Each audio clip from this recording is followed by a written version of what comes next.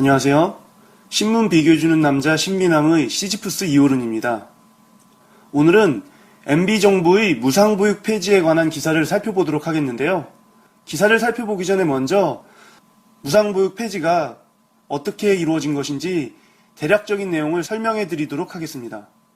5세 미만의 영유아를 대상으로 한 전면 무상보육 정책은 이명박 대통령의 공약이었는데요. 그렇게 해서 실시된 MB정부가 2세 미만의 유아에 대한 전면 무상보육 정책을 내년 3월부터 폐기하고 선별적 무상보육 정책으로 전환하겠다는 발표를 했습니다.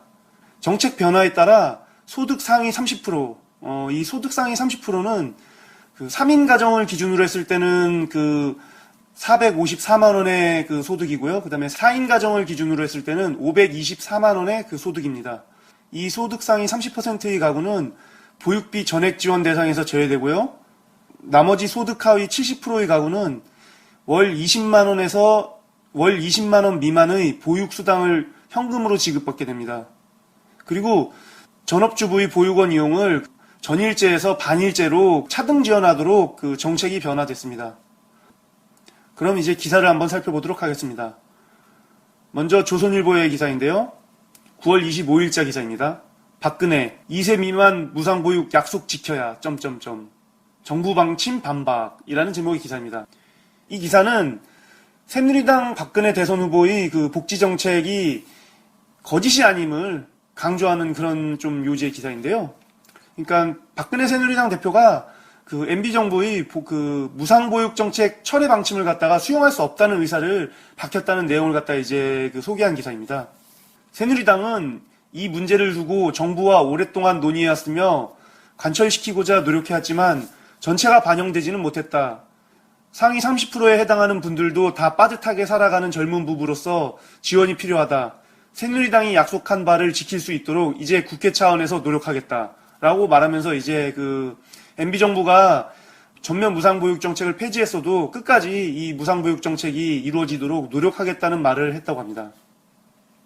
그리고 새누리당에서도 이런 정부의 무상보육 폐지에 대해서 강력하게 반발했다고 하는데요. 무상보육은 지난해 정부와 여야 간의 합의로 마련됐는데 이를 정부가 아무런 협의 없이 폐기하는 것은 무책임하다라고 말했다고 합니다. 그리고 정부가 재원 마련에 대한 노력 없이 무상보육을 포퓰리즘으로 몰아가면서 현 정책을 퇴보시키는 방안을 발표했다면서 새누리당 보건복지위원들은 무상보육 공약을 차질 없이 실현할 것이라고 정부 방침에 강하게 반발했다고 합니다. 여당과 야당이 모두 이 무상보육 폐지에 대해서 반발했고요. 안철수 대선 후보도 무상보육 폐지에 대해서 반대를 했는데요. 그런데 조선일보는 유독 박근혜 대선 후보의 무상보육 폐지에 대한 반발 반응만을 소개한 겁니다. 이 기사를 읽으면 마치 박근혜 대선 후보만 전면 무상보육 폐지를 반대하는 것 같고요. 이 기사를 보면은 새누리당이 4.11 총선 이후로 계속 다양한 복지 정책들을 갖다가 공약했고, 그 다음에 4.11 총선이 끝난 다음에 또 상당 부분의 복지 공약을 철회했었는데요. 그래서 많은 사람들이 지금 새누리당이 공약을 내걸어도 그 공약을 믿을 수 있겠느냐, 신빙성이 있느냐 하면서 박근혜 새누리당 대선 후보의 공약을 갖다가 신뢰하지 못하고 있는데요. 이렇게 박근혜 대선 후보가 새누리당의 전면 무상보육 정책이 MB정부에서 폐지된 걸 갖다가 강하게 반발하면서 끝까지 관철시키겠다는 의지를 표명한 사실 갖다가 조선일보가 이렇게 소개하면서 박근혜 대선 후보의 공약이 신뢰할 수 있는 그런 공약이라는 느낌을 받을 수 있게끔 이렇게 문재인 후보나 안철수 후보에 관한 언급은 빼고 박근혜 후보만을 갖다가 이렇게 강조하면서 박근혜 후보가 무상보육 철회를 갖다가 반대하고 있다. 그리고 끝까지 전면 무상보육 정책이 실시되도록 노력하겠다라고 얘기한 걸 갖다 소개한 것 같습니다. 이 외에도 또 다른 의도가 있어 보이긴 하는데요. 이건 얘기는 보수 메이저 기사를 다 소개한 뒤에 얘기해 보도록 하겠습니다. 다음 기사를 보도록 하겠는데요. 다음은 동아일보의 기사입니다. 9월 25일자 기사입니다. 파탄난 전면 무상보육. 더 무리한 복지 공약 없나? 라는 제목의 사설입니다. 이 사설에서는 무상보육은 포퓰리즘이라면서 전면 무상보육이 애초에 잘못된 정책이었다라고 얘기합니다. 그러면서 이렇게 말하는데요. 복지정책은 우선순위와 부담 능력, 효과를 면밀히 따져보고 결정해야 한다.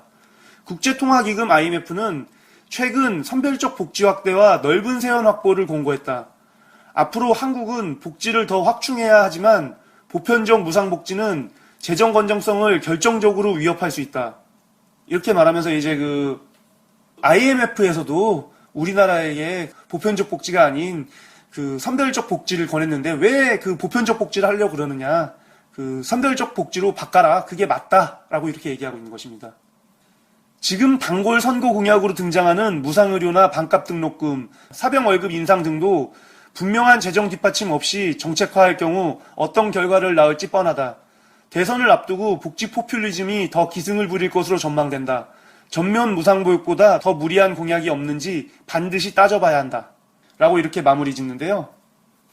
동아일보는 복지 정책에 대해서 애초에 4.11 총선 전부터 반대의 입장이었었는데요.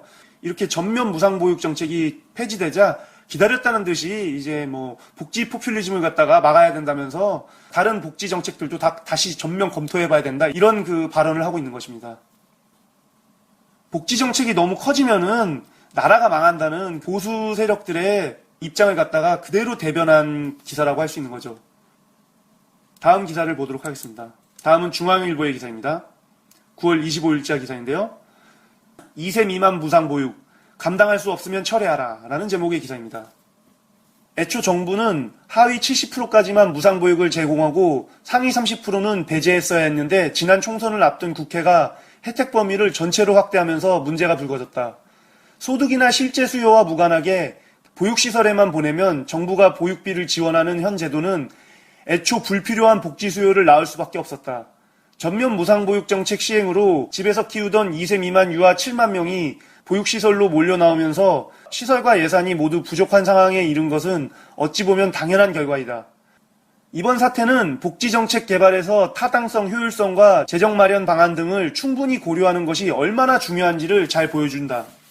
아무리 복지를 확대하는 것이 추세라고 할지라도 철저한 사전 점검을 통해 합리적이고 지속 가능한 수준에서 정책을 마련해야 한다. 앞으로 복지를 확대하는 과정에서 이 사태를 포퓰리즘을 경계하는 반면교사로 삼아야 할 것이다. 라고 이렇게 얘기하면서요. 이번 MB정부의 전면 무상보육 폐지를 갖다가 무리한 포퓰리즘의 반면교사로 삼으라고 얘기하고 있습니다. 중앙일보도 동아일보와 마찬가지로 4.11 총선 전부터 복지정책을 반대하는 입장이었었는데요. 지금 여야 할 것 없이 모든 국회의원들이 MB정부의 무상보육 폐지를 갖다가 비판하자 아주 강력한 어조로 무상보육 반대 발언을 하고 있습니다. 정치권은 무상보육이 지난 총선 공약이라며 연말 예산안 심의 때 개선안을 다시 되돌려 놓을 태세다. 국회는 나라 장래를 책임진다는 생각으로 이 개선안을 받아들여야 한다. 아예 실명 투표를 해 국회의원들에게 이름과 정치 생명을 걸고 표결에 나서도록 하는 것도 한 방법이다. 라고 얘기하면서 이제 전면 무상보육 정책을 MB정부가 폐지한 전면 무상보육 정책을 다시 실행하려고 하는 국회의원이 있으면은 아예 정치 생명을 걸라고 겁박에 가까운 강한 어조로 전면 무상보육 정책 폐지를 갖다가 환영하고 복지 확대를 갖다가 반대하고 있습니다. 다음 기사를 보도록 하겠습니다. 다음은 문화일보의 기사인데요. 9월 25일자 기사입니다. 7개월 만에 곡감 바닥낸 보육 포퓰리즘이라는 제목의 사설인데요. 지난 3월 0세에서 2세 무상보육 정책이 실시되자 아이를 가정에서 양육했던 부모들도 정부가 공짜로 주는 돈을 받지 않으면 손해라는 심리가 발동해 아이를 어린이집으로 보내기 시작했다. 지난해 65만 명에 불과했던 어린이집 이용 영유아 수가 올해 7월 말 78만 명으로 13만 명이 늘어났다. 정치권이 추가 편성한 예산은 3,800억 원이었지만 실제 제도를 실시해보니 국비 포함 9천억 원의 돈이 더 투입돼야 하는 것으로 드러났다라고 얘기하면서 이제 무상보육이 전업주부들에게까지 공짜로 주는 돈을 받지 않으면 손해라는 인식을 주면서 예산이 폭증되게 만들었다고 얘기하고 있습니다. 그러니까 공짜 좋아하는 심리가 굳이 무상보육 서비스를 받지 않아도 되는 전업주부들까지 이용하게 만들면서 당초 예상했던 3,800억 원보다 훨씬 넘는 9천억 원이나 되는 예산이 투입돼야 됐다면서 전면 무상보육 정책 자체가 애초에 잘못된 것이라고 얘기하고 있는 것이죠. 문화일보는 전면 무상보육 정책 폐지를 반대하는 여야 정치인들을 갖다가 규탄하는데요. 이같이 황당한 상황을 연출한 정치권은 적반하장격으로 여야가 일제히 정부 개편안에 반기를 들고 있다라고 얘기하면서 적반하장이라는 표현으로 전면 무상보육 정책 폐지의 모든 책임이 국회에 있다고 얘기하고 있습니다. 이렇게 일단 그 보수 메이저 언론들의 전면 무상보육 정책 폐지에 대한 그 기사를 살펴봤는데요. 보수 세력이 복지 확대를 반대하는 것은 어찌 보면 당연한 것입니다. 왜냐하면은 이 복지가 확대되려면은 그만큼 예산이 필요하게 되거든요. 그럼 예산을 확충하려면은 세금을 늘려야 합니다. 근데 이 세금이 대부분 이제 그 대기업이라던가 부자들에게 더 많이 걷어들이기 때문에 복지가 확대될수록 부자들은 세금을 더 많이 내야 되는 것이죠. 그런데 대부분의 부자들은 굳이 복지 혜택을 받지 않더라도 그 자기들 돈을 오히려 복지 서비스보다 더 양질의 좋은 서비스들을 갖다가 이용할 수 있기 때문에 굳이 복지 서비스를 이용할 필요가 없는 것입니다. 그렇기 때문에 부자들에게 있어서 전면 무상보육과 같은 그 복지 확대는 자신들이 이용하지 않는 복지 서비스를 위해 세금을 더 내는 것입니다. 그러니까 결국 가난한 사람들이 대부분 이제 이런 복지 서비스 혜택을 받기 때문에 자신들의 세금이 그 가난한 사람들에게 그 복지 혜택으로 돌아가는 걸 반대하는 것이죠. 그러니까 세금을 더 내기 싫은 겁니다. 그리고 좀 특이한 상황이 조선일보가 동아중앙문화일보와 달리 정부의 무상보육 정책 폐지를 갖다가 환영하거나 찬성하는 그런 기사가 아닌 박근혜 대표가 전면 무상보육 정책 폐지를 갖다가 반대하는 것을 강조하는 기사를 냈는데요. 이 기사를 조선일보가 냈다는 게 매우 의미심장해 보입니다. 사실 이 조선일보의 기사는 MB정부와 박근혜가 전혀 다른 방향으로 가고 있다는 걸 강조한 기사거든요. 그러니까 한마디로 이명박근혜라고 불리는 그 이명박과 박근혜는 한통속이다 라는 그런 그 패러다임을 갖다가 분리시키고 있는 것이죠. 그리고 또 한편으로는 그 새누리당의 복지공약 실천 의지를 갖다가 강조했는데요. 이 역시도 한나라당과 새누리당은 다르다라는 식의 그 이미지를 갖다가 부각시킨 것이죠. 조선일보가 사실 동아, 중앙, 문화일보 못지않게 복지정책을 반대해 왔었는데요. 그럼에도 불구하고 전면 무상보육 폐지를 갖다가 환영하는 게 아니라 이런 그 박근혜 대표의 전면 무상보육 폐지 반대 발언을 갖다가 강하게 실은 게 이유가 있는 것이죠. 사실 저는 좀 MB정부가 임기 말에 갑작스럽게 이렇게 그 예산이 조금 펑크 났다는 이유로 전면 무상보육 폐지를 갖다가 발표한 것도 좀 의심스럽거든요. 뭐 이게 저 혼자만의 생각일 뿐이지만은 그 이명박 대통령이 인기를 위해서 그 자신의 기존 그 대일 정책에 위배되게 독도 방문까지 하면서 지지도를 높이기 위해서 나름 노력을 했었는데요. 보편적 복지 정책이 지금 대세인데 이런 그 대세를 거스르면서까지 비판받을 게 분명한 그 전면 무상보육 폐지 정책을 갑작스럽게 꺼냈다는 게 좀 너무 공교롭게 느껴진다는 것이죠. 그러니까 사실 그 박근혜 새누리당 대선 후보가 인혁당 사건에 대해서 사과 기자회견을 했었는데요. 그 기자회견이 별다른 효과를 보지 못하자 이제 새누리당 쪽에서 매우 그 곤욕스러워 했었습니다. 네거티브 하지 말고 정책으로 얘기하자 이런 얘기 많이 했지만은 사람들이 그 박근혜 대선 후보의 공약에 대해서 신뢰를 가지지 못하기 때문에 계속 이제 역사인식 문제만 가지고 그 이슈가 부각되니까는 그런 이슈를 잠잠하게 만들고 박근혜 대선 후보의 공약에 대한 신뢰도를 높이기 위해서 그 청와대와 짜고 이런 쇼를 벌이는 게 아닌가라는 생각이 조금 드는 거죠. 뭐 이명박 대통령이야 이제 어차피 끈떨어진 연신세라서 사실 이명박 대통령이 지금 의지할 수 있는 거는 박근혜 대선 후보밖에 없거든요. 그렇기 때문에 박근혜 대선 후보를 차기 대통령으로 만들기 위해 뭐 지지도가 지금 당장 떨어지는 거는 아무 문제도 아닌 것이죠. 굳이 지금 정권 말기에 자신의 공약으로 내걸었던 정책을 갖다가 갑자기 폐지하는 게 너무 공교롭다는 것이죠. 제가 이런 생각을 하는 이유가 또 뭐냐면은 이 전면 무상보육 정책 때문에 뭐 예산이 지금 너무 초과되고 있고 문제가 있다, 폐기해야 된다, 뭐 이런 얘기가 나온 게 어제 오늘 얘기가 아니라 이제 정책을 실시한 다음부터 계속 기획재정부 쪽에서 이 전면 무상보육 폐지해야 된다는 얘기를 계속 해왔었거든요. 그래서 사실 뭐 지금 이 시점이 아니라 뭐 한두 달 전에 했어도 됐고 아니면은 계속 그냥 이 정책을 유지해도 상관없던 것이었죠. 왜 하필이면은 박근혜 대선 후보가 사과 기자회견을 했는데 그 기자회견이 별다른 신통한 반응을 보이지 못해서 뭔가 새로운 돌파구가 필요한 시점일 때, 그 시점일 때 이렇게 전면 무상보육 정책 폐지를 갖다가 발표했는지 그게 조금 공교롭게 느껴집니다. 근데 뭐 이거는 사실 뭐 제가 이 공교롭게 느껴지는 사실을 가지고 추측한 것이고요. 그 MB 정부가 왜 지금 시점에 그 전면 무상보육 정책을 폐지했는지는 뭐 정확한 이유는 알 수가 없는 것이죠. 어쨌든 저는 좀 이런 의심이 조금 가는 것 같습니다. 이 조선일보의 기사 논조가 동아일보, 중앙일보, 문화일보와는 좀 너무 달랐기 때문이죠. 뭐 어쨌든 이 정도로 하고요. 이제 다음 기사를 살펴보도록 하겠습니다. 다음은 내일신문의 기사인데요. 9월 11일자 기사입니다. 무상보육, 새 틀에서 다시 짜야 라는 제목의 기사입니다. 그 기사 내용을 보면요. 내일신문은 지금의 무상보육 시스템이 정치권의 논리에서 너무 급하게 만들어진 것이기 때문에 문제가 많다고 얘기합니다. 무상보육의 실효성도 문제가 되고 있다. 시설보육 중심으로 진행되는 편향적이고 일방적인 무상보육에 있어 실제 정책 수혜자들의 만족도는 그리 높지 않은 것으로 보인다. 뿐만 아니라 보육원이 전혀 설치되지 않은 곳에 거주하거나 월소득액이 최저생계비를 넘는 수십만 명의 아이들은 혜택의 사각지대에 놓여 있다.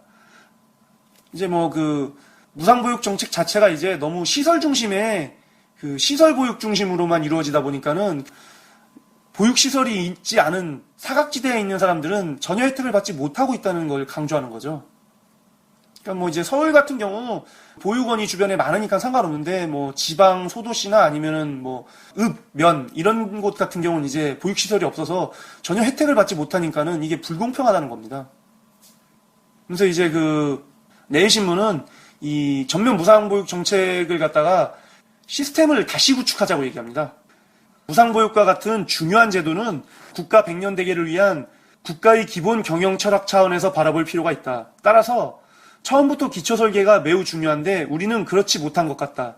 현재의 재정 부족이나 실효성 문제 등도 사전에 관계기관 간의 협의, 전문가와의 의견 수렴, 안정된 재원 확보 계획 등이 없이 정치적 차원에서 급하게 무상보육을 실행하였기 때문에 발생한 문제들이다. 따라서 지금이라도 기초가 튼튼한 제대로 된 무상보육 시스템을 구축할 필요가 있다라고 얘기하고 있습니다.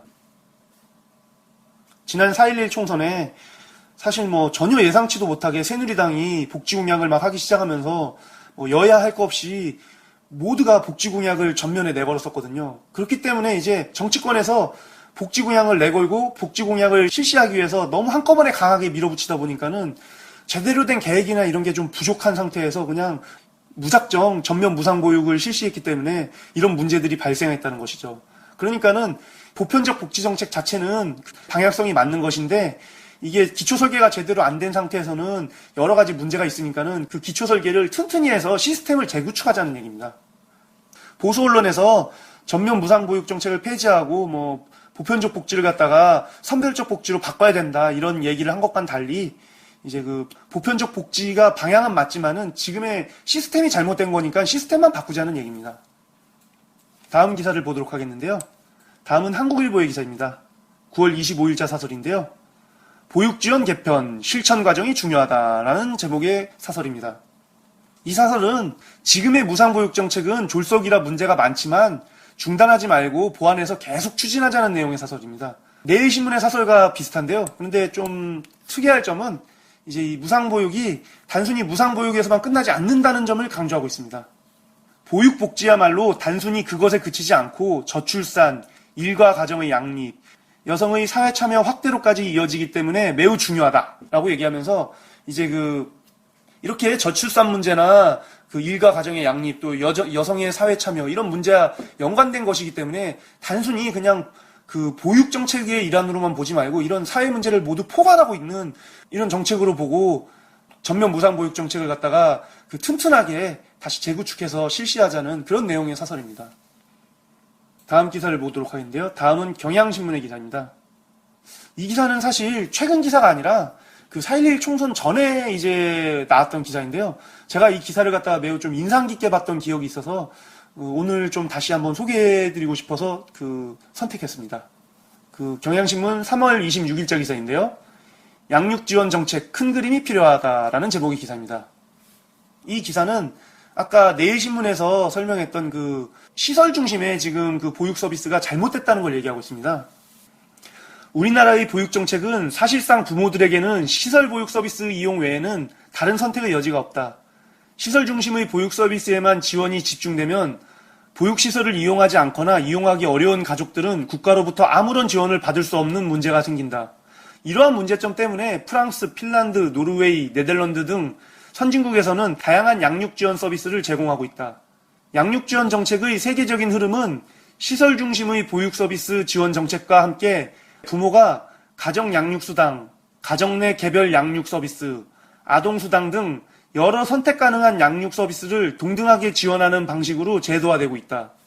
그러니까 지금 우리나라는 보육원에 아이를 맡기는 것밖에 안 되는 그 시설 중심의 그 양육 지원 서비스밖에 없는데, 유럽에서는 각 가정의 환경에 맞는 다양한 방식의 이제 그 양육 지원 서비스가 있다는 것이죠. 현재의 획일적인 보육 정책의 한계를 어떻게 극복할 것인가?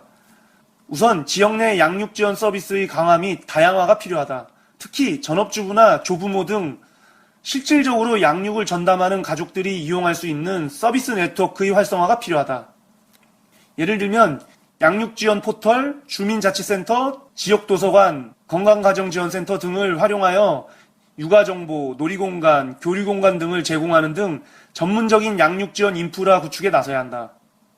그러니까 이 기사에서는 좀 양육지원 서비스를 다양화하자는 건데요. 아까 사실 저출산 고령화사의 문제와도 이게 연결되어 있다고 한국일보가 얘기하고 있었는데요. 저는 개인적으로는 이 저출산 고령화 사회 문제의 해결 방안으로 이 전면 무상보육 서비스가 이루어지면 좋을 것 같다고 생각하거든요. 그러니까 어떤 방식으로 하자는 거냐면요. 지금은 보육원에만 아이들을 맡길 수밖에 없는데, 보육원이 아닌 내 주변의 이웃 중에서 아이를 맡아줄 수 있는 가정에 아이를 맡길 수 있는 그런 그 인프라를 구축하자는 거죠. 예를 들면 지금 그 5, 60대 이제 은퇴한 그 노부부 같은 경우는 집에서 쉬는데 얼마든지 아이들을 돌볼 수가 있거든요. 이런 분들에게 이제 좀 규격화된 간략한 보육에 대한 그 교육을 한 다음에 그 육아보육 자격을 이수한 분들에 한해서 국가가 그분들과 이제 보육을 맡겨야 하는 가정을 갖다 연결시켜 주는 거죠. 그렇게 해서 그 주변의 이웃의 그 아이를 맡아주게 되는 노부부 같은 경우는 국가에서 보육비를 주기 때문에 그 경제적인 어려움에서 약간 해방될 수 있고요. 그리고 또 외롭고 쓸쓸한 삶이 아이들을 기름으로 해서 또 활력을 얻을 수 있죠. 그뿐만 아니라 이제 그 사실 지금 우리 사회가 너무 개인주의가 발달하면서 이웃사촌이란 말이 되게 무색해졌거든요. 그런데 이런 좀 이웃사촌이란 말이 다시 생길 수 있도록 이웃 간의 교류가 활발해질 수 있는 그 토대가 될 수 있는 것이죠. 그러니까 이런 인프라를 하나 구축하는 걸로써 이제 단순히 그 맞벌이 부부들의 그 육아 문제를 갖다 해결하는 것뿐만 아니라 저출산 고령화 사회에서 이제 고령화된 그 노부부들이 경제 문제를 갖다가 해결해주고, 그리고 이제 그 사람들의 외롭게 사는 삶을 갖다가 좀 외롭지 않게 만들어주고, 그뿐만 아니라 그 이웃사촌이란 말이 무색해진 이웃 간의 커뮤니케이션을 갖다가 활발하게 해주는 여러 가지 장점을 지닌 그 정책으로 탈바꿈될 수도 있다는 거죠. 물론 이제 그런 그 인프라를 구축하는 게 상당히 손이 많이 가고 좀 까다로운 작업이지만은, 이런 작업 하나로서 그 같은 비용이 들더라도 정말 다양한 사회 문제를 해결할 수 있는 좋은 방책이 될 수 있는 거거든요. 그런데 지금 MB 정부나 여야 할 것 없이 정치인들은 모두 그 단순히 그냥 예산을 늘려서 아이들 갖다가 보육원에 맡기게끔 이렇게 일원화된 정책을 실시하고 있기 때문에 문제가 계속 발생되고 있다고 생각합니다. 그 경향신문의 기사는 이런 다양한 그 보육 지원 서비스를 갖다 마련하자는 내용의 기사인데요. 이런 좀 기사들이 좀 많이 나와서 우리가 지금 단순히 무상보육을 갖다가 보육원의 아이를 갖다가 무료로 맡기는 게 무상보육이다라고 생각하는 그 고정관념에서 탈피될 수 있도록 정말 다양한 방법이 있다는 걸 갖다 깨달을 수 있게 만드는 그런 기사이기 때문에 이 기사가 정말 좋은 기사인 것 같습니다. 그리고 이런 기사가 늘어나야만 우리가 보편적 복지 정책에 대해서 다양한 관점에서 생각을 할 수 있기 때문에 이제 좀 매우 긍정적인 기사라고 생각합니다. 이런 기사들이 좀 늘어났으면 좋겠네요. 다음 기사를 보도록 하겠습니다.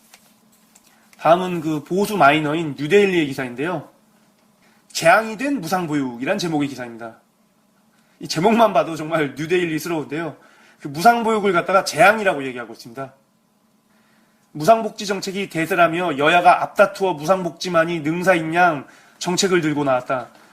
정당은 국민의 표로 먹고 사는 집단이라지만 이것은 표만 의식한 포퓰리즘이 만들어낸 재앙이다.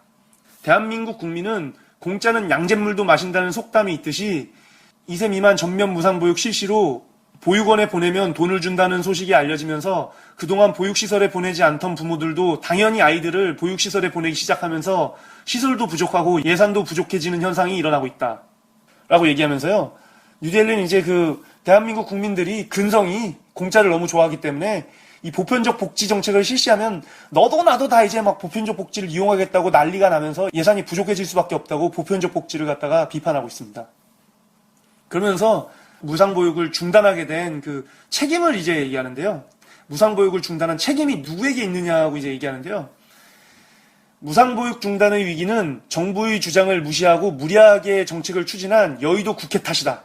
좁은 의미로는 표만 쫓아 예산을 생각하지 않고 포퓰리즘 정책을 추진한 국회 탓이며 넓은 의미로는 이런 자들을 국회의원에 당선시켜준 국민의 탓이다.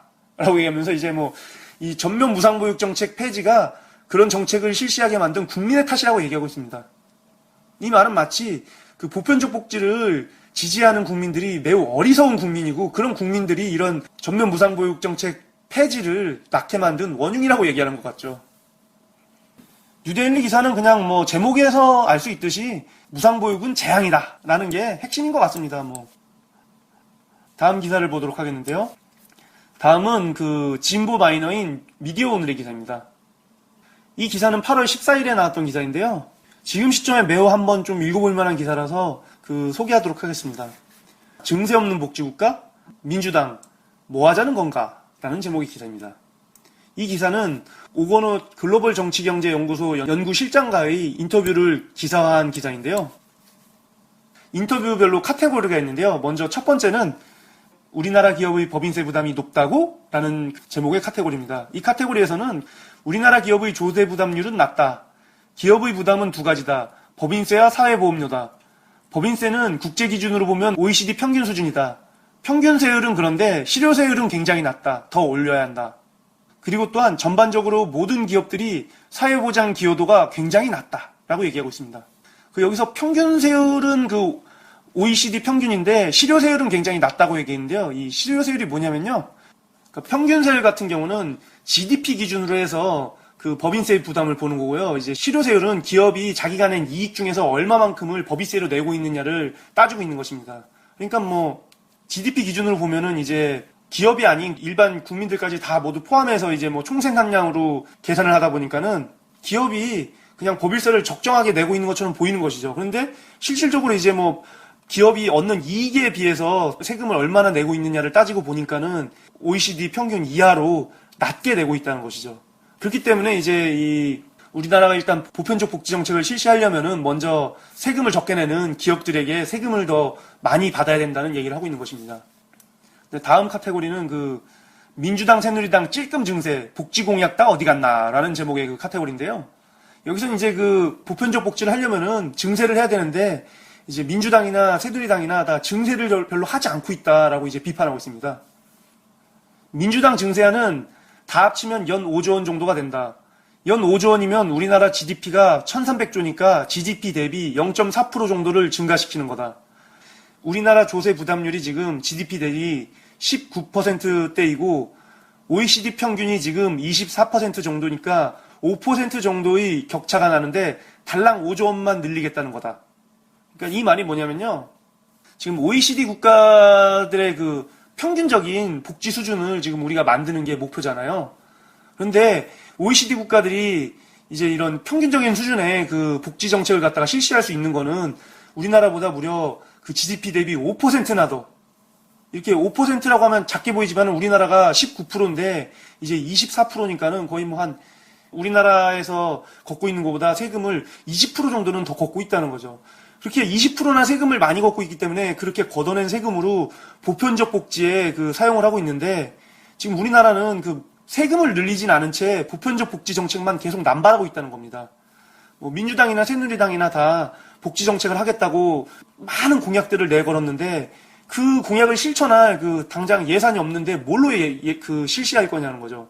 그 실시하려면은 당연히 그 세금을 늘려야 되는데 새누리당 같은 경우는 달랑 1조 원을 갖다가 더 늘리겠다고 했고 민주당도 겨우 5조 원을 늘리겠다고 했기 때문에 그걸 비판하는 것입니다. 뭐 OECD 국가처럼 단숨에 지금 세금의 20%가량을 늘려서 뭐 OECD 평균 수준으로 만들 수는 없겠지만 지금 GDP 대비 19% 정도 세금을 내고 있다면 한 21%에서 22% 정도 한 2, 3% 정도 이제 세금을 늘려서 그 세금으로 이제 보편적 복지를 실시한다면은 충분히 지금 뭐 새누리당이나 민주당이 주장하고 있는 보편적 복지 정책들을 실시할 수 있을 거라고 보거든요. 근데 이제 그렇게 세금을 늘리지 않은 채 보편적 복지 정책을 실시하고 있기 때문에 이런 복지 정책은 실패할 수밖에 없다는 겁니다. 그리고 마지막 카테고리인데요. 복지 정책은 충분, 필요한 건 복지 정치다. 이제 복지 정책, 그러니까 말 그대로 정책은 그냥 이러이러하게 하겠다라고 얘기하는 것들이잖아요. 근데 이런 정책은 이미 충분하다는 겁니다. 이제 여기서 필요하다는 복지 정치, 이게 뭐냐면요. 국민들이 복지 정책 하자 그러면 다들 좋아하는데 세금 더 걷겠다 그러면은 반대하거든요. 그러니까 복지 정책을 실현하려면은 세금을 더 걷는 게 당연한데 이 세금을 걷는 걸 갖다 반대하니까는 그 세금을 내는 걸 갖다가 이해할 수 있게끔, 납득할 수 있게끔 그렇게 만드는 게 바로 복지 정치라는 겁니다. 지난 2년 동안 보편 복지 논쟁이 확산됐고 복지를 구현하기 위해서는 당연히 복지 재정이 필요하니까 복지 재정 확충 논란이 제기됐다. 그런데 이게 확충 요구안을 서로 제안하는 정도만 논의됐다. 핵심은 증세인데 증세를 하려면 당사자들의 동의가 필요하다. 보편 증세를 얘기하면 중간 계층의 동의가 필요하고 부자 증세를 하려면 부자들하고 만나야 할 것이 아닌가. 그런데 그런 게 없었다. 말하자면 증세 요구안은 있었는데 증세 정치가 없었다. 보편적 복지가 지속 가능하기 위해서는 복지 수혜를 받는 사람들도 그 복지의 지속 가능성에 책임을 느껴야 한다. 그런데 지금 같은 부자 증세에서는 내는 사람과 받는 사람이 완전히 구별되니까 내는 사람은 무조건 저항할 것이고 받는 사람은 무조건 많이 받는 걸 당연히 좋아하겠지만 그게 어떻게 관리되는가에 대해서는 책임을 느끼지 못할 가능성이 높다. 이건 지속 가능하지 않다. 보편 증세를 얘기하면 책임감이 생기기 때문에 훨씬 더 대중들이 주체화될 수 있는 소지가 있다고 본다. 라고 얘기하면서요. 이제 뭐 복지 정치라는 게 그러니까는 그 부자 증세뿐만 아니라 보편 증세도 함께 해서 이제 국민들로 하여금 이런 보편적 복지에 대한 책임의식을 지니도록 만들자는 얘기입니다. 지금 이제 대다수 국민들은 그냥 부자 증세만 해서 복지 정책 해라. 이렇게 얘기하고 있는데요. 이럴 경우 이제 뭐 부자 증세를 얻은 돈으로 지금 무상보육 서비스처럼 아무렇게나 그냥 그 복지 서비스를 할 경우에 내 돈이 들어가는 건 아니니까 뭐 어떻게든 상관없다라고 이제 책임의식을 안 느껴서 신경을 안 쓰게 되기 때문에 복지 정책이 산으로 갈 수 있다는 거죠. 이 국민 하나하나 모두가 내가 내는 세금이 지금 복지 정책에 쓰이고 있다라는 그 주체의식이 있다면은 이 복지 정책이 산으로 갈 수 없게끔 여론이 형성될 수 있다는 얘기입니다. 이렇게 미디어 오늘은 보편적 복지를 이루기 위해선 부자 증세와 보편 증세가 반드시 필요하다고 얘기하면서요. 이제 그 보편적 복지를 입으로만 떠들지 말고 보편적 복지 실현을 위한 증세도 함께 하자고 얘기하고 있습니다. 이렇게 그 보수에서 진보까지 모든 기사들을 한번 살펴봤는데요. 전면 무상보육 정책 폐지는 사실 이미 예고됐던 일입니다. 문화일보나 뉴데일리는 맞벌이 부부가 아닌 전업주부가 아이를 갖다가 보육원에 맡기는 거는 매우 잘못된 것이다라는 논조로 얘기하면서 이제 국민들이 공짜를 좋아하기 때문에 이런 문제가 생겼다 이렇게 얘기하고 있는데요. 사실 저는 그렇게 생각하지 않거든요. 애초에 이 정책을 실현하기 전에 아까 그 경향신문 기사에서 얘기했듯이 다양한 보육 지원 서비스 인프라를 확충했거나 그게 아니라 정말 시설 중심의 보육 지원 서비스라면은 그 시설이 100% 수용될 거를 갖다가 전제로 깔고 정책을 실시했어야 됐던 것이죠. 80만 명의 그 영유아들이 있으면은 그 80만 명의 영유아를 모두 수용할 수 있는 보육시설이 있어야 되는데 보육시설이 한 60만 명 정도밖에 수용을 못 하는데 이렇게 80만 명에 대한 전면적인 그 무상보육 정책을 실시했으니까 당연히 부족한 만큼 문제가 생기게 되는 거죠. 그리고 이제 뭐 전업주부가 보육원에 아이를 맡기는 게 잘못됐다 그러는데 저는 절대 그렇지 않다고 생각하는데요. 왜냐면은 지금은 맞벌이 부부가 대다수인데 이 대다수 전업주부들은 이렇게 맞벌이 부부였다가 아이가 태어나서 직장을 그만둔 경우가 많거든요. 그러니까는 이런 분들에게 그 무상보육 서비스가 지원되면은 전업주부였다가 다시 시간이 나니까는 다시 사회활동을 할 수가 있는 겁니다. 뭐 직장에 들어가든지 아니면은 뭐 기타 다른 봉사활동이라든가 아니면 뭐 어떤 동호회 활동이라든가 다른 사회활동을 할 수 있는 거죠. 그러면서 뭐 전업주부로만 살던 삶이 다양하게 변화할 수 있는 건데, 이걸 갖다가 전업주부는 무조건 무상보육 서비스가 필요 없는 대상이다라고만 국한시켜버리면은 이 전업주부들은 그냥 항상 전업주부로만 살아야 되는 그런 문제가 생기게 되는 거죠. 이런 전업주부들이 다시 사회활동을 할 수 있게끔 마련해주는 것도 국가의 역할 중 하나라고 생각하거든요. 지금 이 전면 무상보육 정책 폐지는 애초에 그 정책을 실시할 때 너무 시설 중심으로만 단순하게 그 정책을 구상해서 실시했기 때문에 생긴 문제라고 생각합니다. 아까 제가 앞서 말했듯이 뭐 다양한 인프라를 만들어서 뭐 5, 60대 이상의 사회활동에서 은퇴한 그 노부부들이 내 이웃의 아이를 갖다가 보육해 줄 수 있는 그런 인프라를 구축해서 뭐 보육지원금을 갖다가 그런 그 노부부들에게 주고, 그 노부부들은 이제 보육이라는 사회활동을 통해서 경제적인 어려움에서도 벗어나고, 또 뿐만 아니라 이제 뭐 그 삶의 외로움에서도 벗어나고, 또 이웃과의 그 커뮤니케이션도 확대되고, 이런 뭐 다양한 장점들이 있는 정책으로 변화가 얼마든지 가능한데, 단순 무식하게 그냥 아이를 갖다가 보육원에 보냈을 때 무상으로 해준다라는 식으로 시설 중심의 정책만을 그 실시했기 때문에 이런 문제가 발생한 것이죠. 보편적 복지 정책은 정말 다양한 방안들을 고민해서 그 실시해야 되는데요. 지금 그 전면 무상보육 정책처럼 실시하면은 모든 그 보편적 복지 정책이 실패할 수밖에 없다고 생각합니다. 이래서 사실 국회의원들의 역할이 중요한 거고, 정책을 입안하는 사람들의 역할이 중요한 건데, 국회의원들이 제대로 된 그 정책 입안을 갖다 못하고 초중고등학생이나 할 법한 단순하게 예산만 늘리는 형식의 그 정책을 실시했기 때문에 이런 문제가 발생한 거죠. 정치인들의 정치는 사실 사회 시스템을 재구축하는 건데요.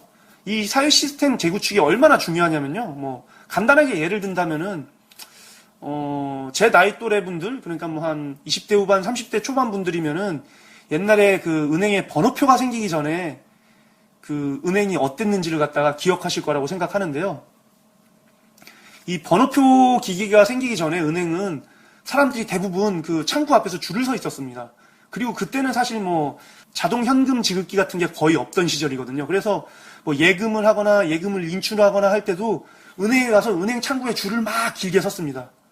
은행이 크고 거기에 직원들이 아무리 많아도 그 은행을 찾는 사람들이 하도 많다 보니까는 뭐 돈 한 10,000원 빼러 가는 것도 한 10분, 20분, 30분씩 막 아주 오랜 시간 동안 줄을 서서 있어야만 간신히 은행 서비스를 이용할 수가 있었습니다.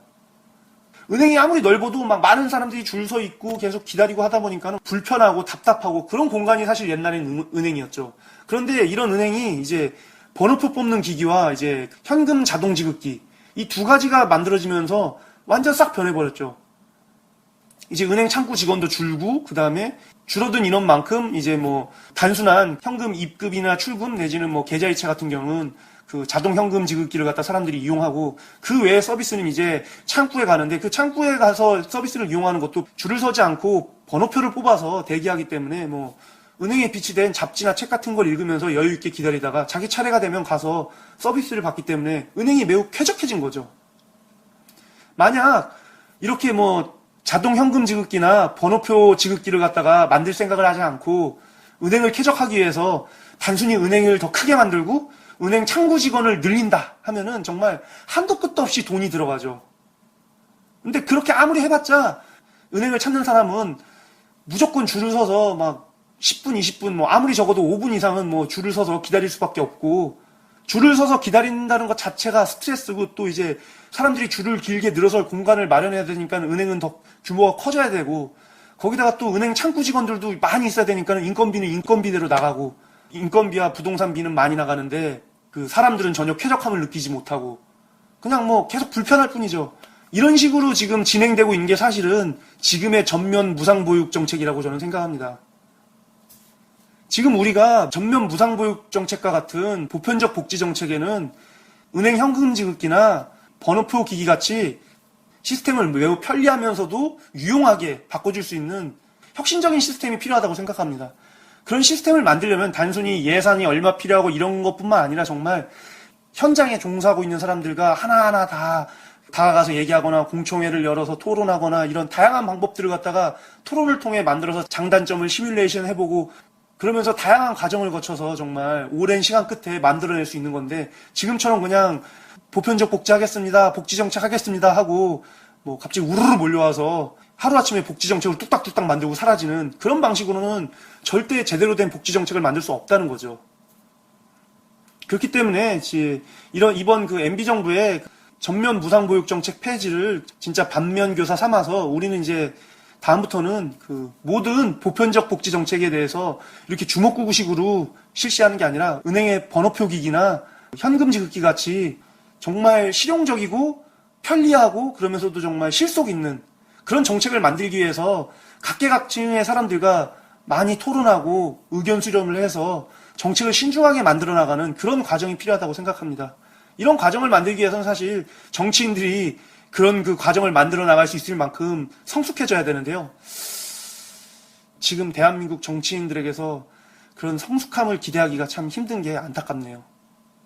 그렇기 때문에 지금 보편적 복지라는 게 우리 사회에서 가깝게 느껴지면서도 너무 먼 그런 현실인 것 같습니다. 오늘 신문 비교해주는 남자 신비남은 이것으로 마치도록 하겠습니다.